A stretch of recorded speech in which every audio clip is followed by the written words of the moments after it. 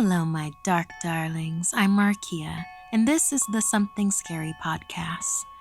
To our listeners sheltering in place at home, welcome. Thank you for exiling yourself for the good of the realm.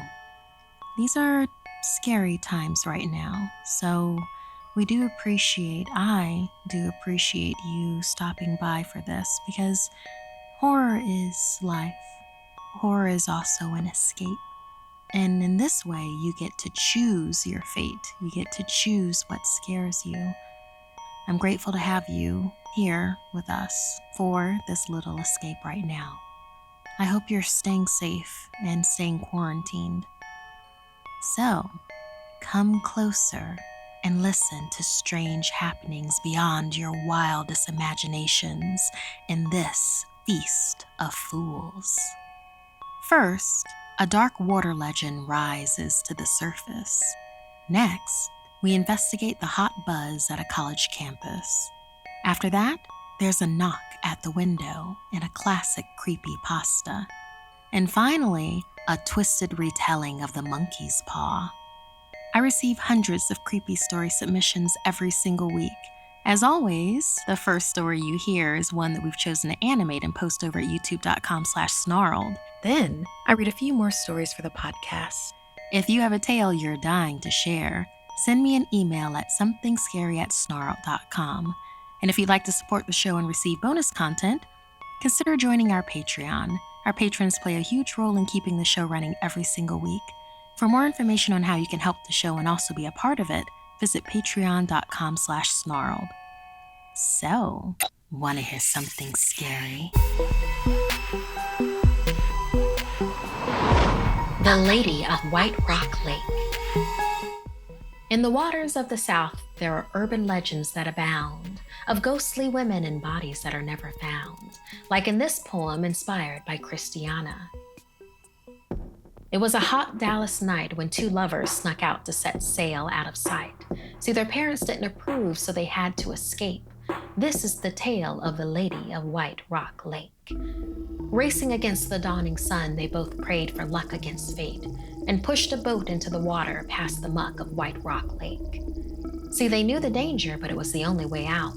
No matter the disappearances that grew stranger, getting to the roundabout road on the other shore and past the fabled Lady of White Rock Lake. We're going to do whatever it takes. Together, we'll go on the run.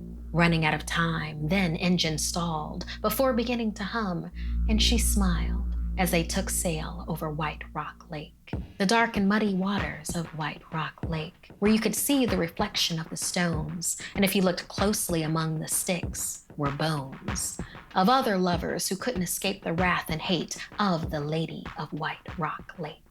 Foolish were the lovers to ignore the lore, unsuspecting of what destiny had in store. Dark water seeped beneath their feet. A voice creeped around them from a figure that came from the deep.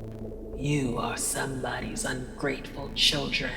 Skin decayed and rotten, in a ripped dress this creature, a vengeful spirit of town, a betrayed mother, drowned daughter, and their lover. She was the Lady of White Rock Lake, and she was there to punish anyone who dared escape.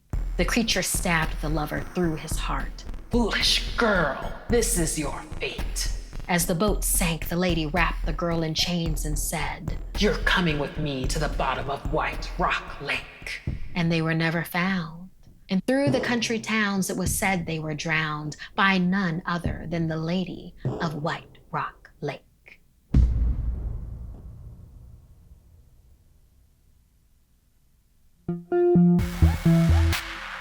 There is safety behind closed doors because we never know what could be hunting for us outside. Like in this classic creepypasta from Anonymous. I lay in my bed, restless and alone on a dark and silent night. I toss and turn in my bed, trying to find a comfortable spot, but I feel uneasy. Something about tonight just didn't feel right. I toss and turn until I finally find a comfortable position. I close my eyes, but it doesn't make a difference. It's too dark in my room to see a thing anyways. I guess it takes time for my eyes to adjust to darkness. I lay there, still and silent on a dark and dank night. My body is relaxed, my mind is blank, and I'm ready for some much-needed rest. Instantly, the silence is shattered, and my mind fills with fearful thoughts as my startled eyes flash open. Knock, knock. It's almost undoubtedly the sound of a fist on glass. But no, it couldn't be. What would someone's motivation be to wake someone alone in their home? Think logically. If someone wanted to break in, why would they warn me with a knock? They would just break in, making a loud and obvious noise or try to be as silent as possible. Why would they knock? Monsters don't exist. I could give myself some peace of mind and simply look out the window, but I'm facing the other way and I'm too timid to turn my head, afraid of finding my greatest fears standing outside my window. What could it be, though? Maybe a couple of birds flew into my window. No, that's too unrealistic. Could a group of kids be running around late at night, knocking on windows to get a few laughs? It's a possibility. Come to think of it, maybe it was my imagination. Maybe I heard the usual creak in the house, and my paranoid mind has mistaken it for a knock. Nope, that definitely wasn't my imagination. Those damn kids are persistent. They don't want to quit until they get that reaction. Maybe some sick, twisted freak is standing outside waiting for me to look so he can smash through and attack me. No, don't think that. Don't get paranoid. Besides, he's outside, I'm inside. Until I hear a shatter, I know I'm safe.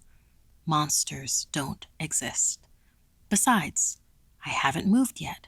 Hopefully, those kids will think I'm a heavy sleeper and leave me alone. No, it can't be kids. No kid would wait around this long just to get a reaction from one lonely guy. They just get bored and move along. But what could it be? Why would a serial killer target me of all people?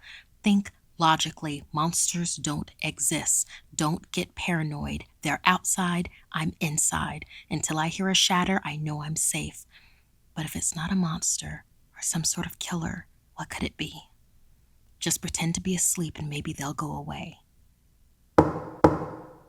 Oh God, I can't think of a noise I hate more than that persistent knock. Please go away. Just leave me alone and let me be. There's no hope. It's going to get in here and do sick and horrible things to me. Inhale. Take deep breaths. I can feel my heart pound out of my chest. Just relax. Monsters don't exist. Remember, they're outside. I'm inside. Until I hear a shatter, I know I'm safe. Repeat that. Don't let your fear get the best of you. Just pretend to be asleep. Don't move a muscle. They're outside. I'm inside. Until I hear a shatter, I know I'm safe. Monsters don't exist. Just pretend to be asleep and pray to go away. They're outside. I'm inside. Until I hear a shatter, I know I'm safe. Frightful tears begin to drip down my face. Monsters don't exist. Monsters do not exist. I begin to whisper to myself. They're outside. I'm inside. Until I hear a shatter, I know I'm safe. They're outside. I'm inside. Until I hear a shatter, I know I'm safe. I can't take it anymore. I'm going to go mad listening to these knocks. At least if I see what it is, I'll have peace of mind. Take a deep breath. I repeat to myself one more time. They're outside. I'm inside. Until I hear a shatter, I know I'm safe. I take a few more breaths. My heart pounding as hard as it's ever pounded at a mile a minute. I slowly turn my head to face the window. My heart sank into my chest, and I'm too afraid to scream or move. I turned my head to find a pale figure with beady black eyes staring through me and into my soul as a horrid grin creeps across his face. It was standing inside the whole time, knocking on my window. This is a wondrous creepypasta, a classic one, written by Anonymous. Have you heard of this tale before? How well will you sleep tonight?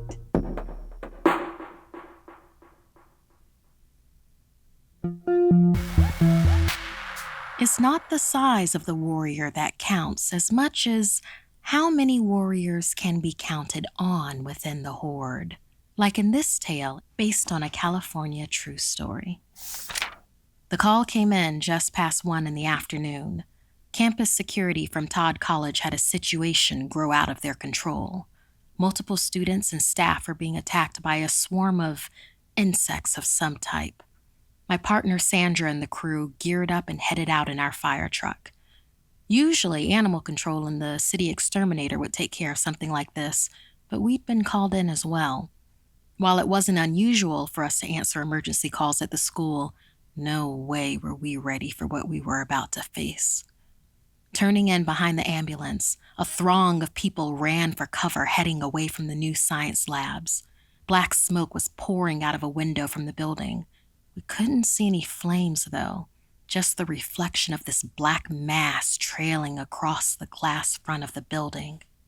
We all hopped out of the truck. Sandra ran ahead to assess the situation while me and the crew readied the Quint, our fire truck, for action. Ragged screams tore through the air. I found myself walking away from the truck, trying to make sense of what I was seeing. It was widespread panic, more panic than I've ever seen at the sight of any fire. Then I noticed that the smoke was going against the wind, winding around and enveloping the crowds within this long mass of cloud-like darkness. People crushed each other, flailing around in the street. The floating, amorphous blob hovered over everyone. There was no escape. Sandra stumbled back, clutching at the truck. That's when I noticed their faces, the large welts all over their cheeks and necks, eyes and throats swelling shut, tearful shouts for God, for anyone to save them. "It's bees," Sandra gasped. "I'm allergic. Oh God." Then there was a burst of glass breaking. Doors and windows from the biology greenhouse were burst open by another wave of killer bees. It swayed threateningly. The angry drone chilled me to the bone as it snaked out of the building and out into the air. The swarm grew, morphing into a block-long horde of bees descending on us all. I turned to Sandra. "Get back inside the Quint." Before getting safely back in the truck, she handed out our CO2 extinguishers. Shutting the door, she got on the radio to call for backup. We'd need whoever could make it. Heading out with the extinguisher, lancing pain raced through the side of my neck. Crying out, I smacked the bee. The carcass tumbled down my arm and caught on my jacket. Looking down at it, I realized it was no normal insect. It looked roided, bigger and deadlier than any bee I'd ever seen. One of the students came up to me, pleading for help, their eyes swelling shut as their bodies started to jerk. I hoisted them in a fireman carry back to the truck. When I got close, Sandra opened the truck door. Swatting the air around her, she helped me get the student inside. With the help of some of the campus police, we began to spray CO2 at the swarm to clear a way into an auditorium. The cops called for everyone to take cover, seal all the windows and doors until help arrived. Ambulances took as many as they could for as long as they could hold them off, but the bees just kept coming. One of the cops, waving others to safety, was suddenly covered from head to toe in a swirling mass of bees. Too far away, when some of us were able to get to her, we were too late. She lay motionless on the ground, dead-eyed, face swollen, tongue jutting out of her mouth. There were more bodies littered throughout, covered in either weeping welts or covered in bees. More firefighters arrived to redirect the out-of-control, deadly mass with CO2 and water. We sprayed it up in the air to push them into the sky. There was no stopping this swarm of mutant bees, only a small chance at delaying their attacks while more people were whisked to safety. The sting on my neck was swelling up. It felt almost as big as a baseball, and I began to choke. Unable to breathe, I passed out on a gurney, hoping my partner and the students were okay. First responders, including firefighters, faculty, students, and police, were attacked by an aggressive swarm of bees today at Todd College. Multiple people have been taken to the hospital, with at least 5 fatalities and many in critical condition. A faculty biology teacher and beekeeper, Naya Barker, estimated there were between 30,000 and 40,000 bees at the scene. She further stated that these bees were, quote, unnatural abominations. An anonymous insider has reported that the insects were actually mutated, a genetic splicing experiment gone wrong in an effort to promote breeding to save the species. It was an unsanctioned experiment led by biology professor Jordan Costa. Dr. Costa was overtaken by his bee colony and was the first confirmed fatality of this new breed of killer bees. The situation is unfolding, but Professor Nia Barker estimates that the killer hive will grow as it moves through the region and interbreeds with the local bee population. This is based on a true story. This is something that you can Google or Bing. Look up Florida and love bugs and see if a genetic splicing experiment or interbreeding experiment couldn't go horribly wrong.